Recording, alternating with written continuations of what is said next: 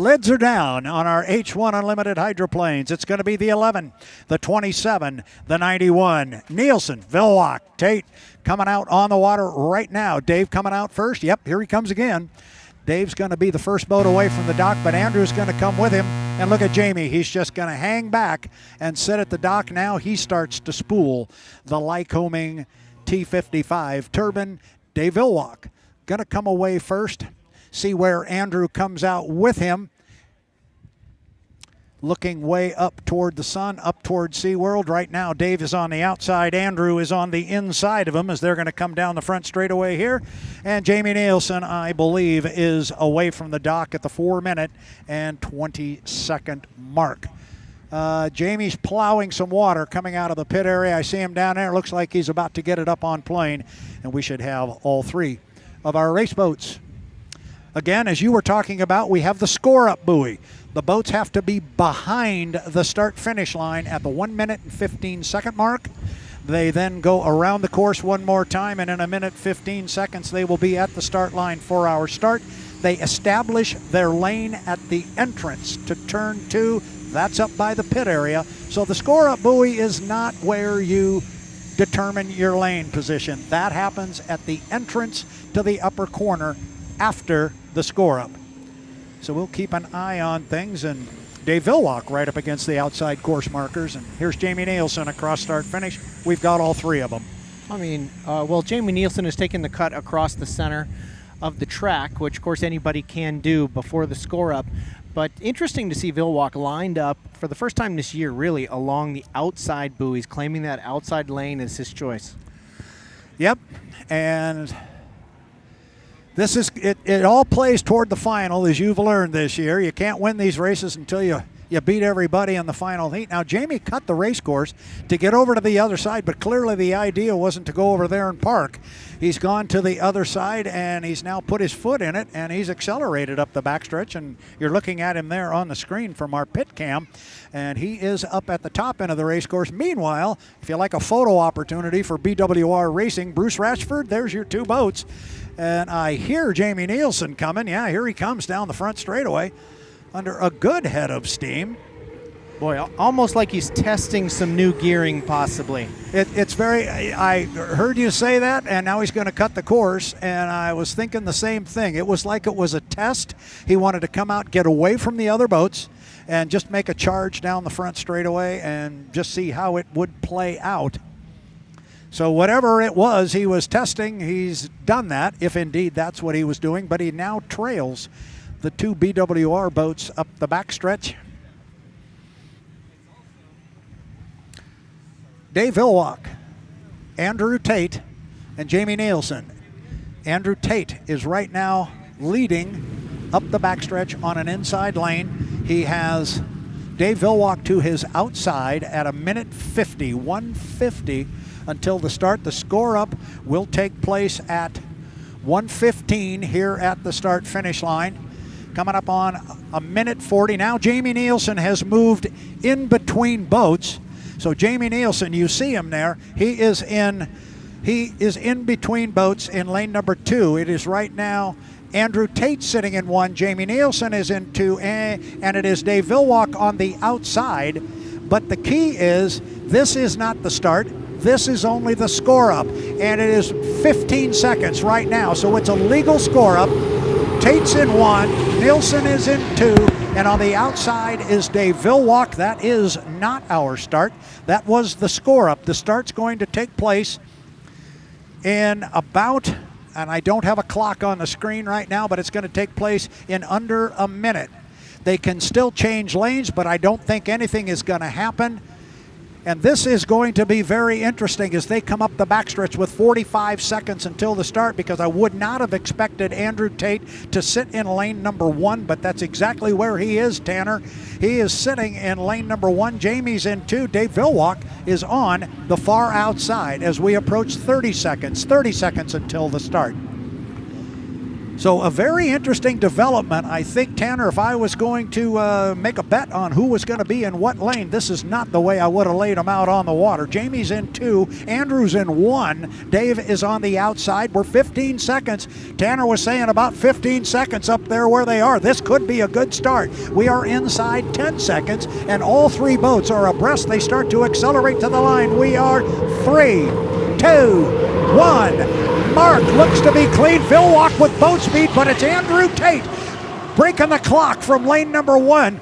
The start is clean. It is a legal start, and they go 3 wide to the lower corner. Now they got to get through, and everybody's got to stay dry, especially Jamie Nielsen in between boats. It is going to be Andrew Tate getting to the exit pin first, and he is into there and gone. Now second place on the outside, Dave Vilwalk, and there's still a lot of speed with Jamie Nielsen. He's running in third, and he's giving ground to Vilwalk, but Vilwalk is trying to make a run at Andrew Tate, Tanner. Yeah, Vilwalk planned that one perfectly. He just didn't want to be in Jamie Nielsen's situation in the middle, falling back into that hallway.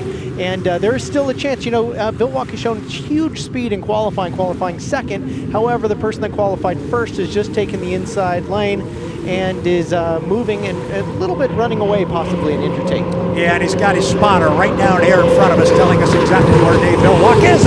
Andrew Tate flew the 91, and so did Dave Vilwalk as they came across the line. It is still the 2 BWR boats out front. Then Jamie Nielsen is in a solid 3rd place as they go down to the bottom end of the race course on the 2nd of 3 times around. It is just about now a full rooster tail lead for Andrew Tate in the Goodman Real Estate, and at some point Dave Vilwalk's going to say enough's enough, I think. Now, at what point, Brad, does Vilwalk think about just moving further to the inside and hiking so close to the inside that he shortens the course? I don't think Dave wants to do that at all. I think he doesn't want to get anywhere near any water. He's not going to run down Andrew Tate. And if he did go to the inside, the spotters are going to tell Andrew exactly what he's doing. I think he's just going to stay wide now, look for some clean water. The boats are spread out. I think his 300 points are looking pretty good right now. And right now there's 400 of them laying here for Andrew Tate, U91, Goodman Real Estate. 2 up, 2 down, 1 to go for the young man from Canton, Michigan. Dave stays wide. All three boats looking really nice around the whole course. Right before they get to the start-finish line and they hit that channel of all of that wind-blown, all those waves, they just take a tumble over those waves, and you can see him put the nose back down on the water just after that. It is a delicate balance that they are doing. Jamie Nielsen is looking at Dave Vilwalk ahead of him, thinking I'm gaining a little bit, but Dave knows right where he is. I think the positions they are in now, as we get a big gust of wind in our face coming across the water, up to the top end of the race course. Andrew Tate, he's making this one look easy. He will tell you it is anything but this one's looked pretty good for Andrew Tate and the Goodman Real Estate. This is really going to help him in the national high points chase. His magic number was about 1,300. It's going to drop to about 900 when he comes across, and he does, with a first place finish in our H1 Unlimited Heat 3. Here comes Super Dave.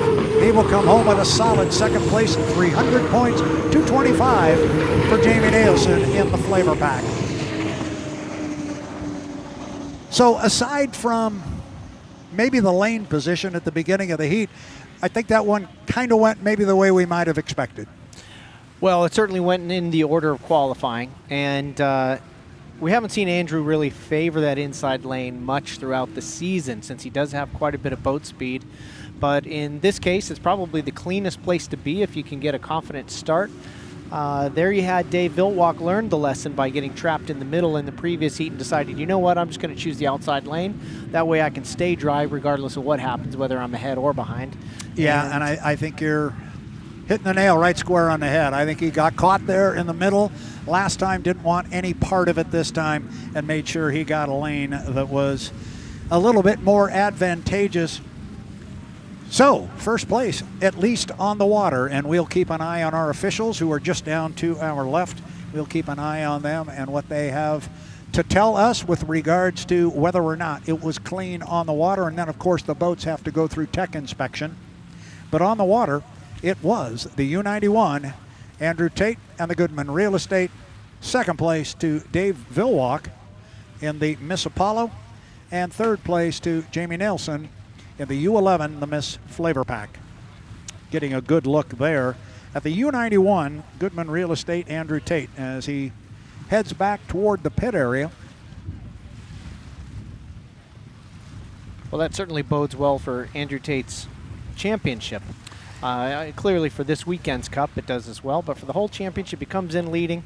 His biggest threat now with Corey pulled out is J. Michael Kelly, who is not in that heat, and JMK is going to have to do a lot tomorrow in order to make up the ground that he's lost today.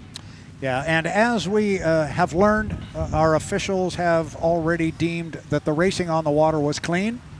So now it is just a matter of putting the boats through tech inspection, and that's kind of what we would have expected there. I didn't think we saw anything that was questionable. The guys were certainly giving everybody a lot of lane space. Again, it's the salt water. Nobody wants to get too close, and as we've said many, many times, even Erica just said it when she was down there in the pit area, you're not going to win the Bill Muncie Cup today. You could certainly lose it.